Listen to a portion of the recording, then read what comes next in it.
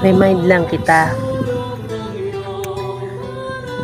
maganda namamatay, gwapo namamatay, mapera namamatay, mayaman namamatay, kahit presidente namamatay.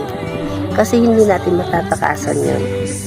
Sabi nga sa Hebreo 9:27, at kung paanong itinakda sa mga tao ang mamatay na minsan at ang pagkatapos nito ay ang paghuhukom. Hindi natin matatakasan ang kamatayan, gayon din naman hindi natin matatakasan ang paghuhukom na darating. Hindi natin ito matatakasan, at sa paghuhukom dadalhin natin doon lahat ng mga ginawa natin dito sa lupa. Kaya ikaw, gawin mo mabuti at gumawa ka ng mabuti habang buhay ka pa.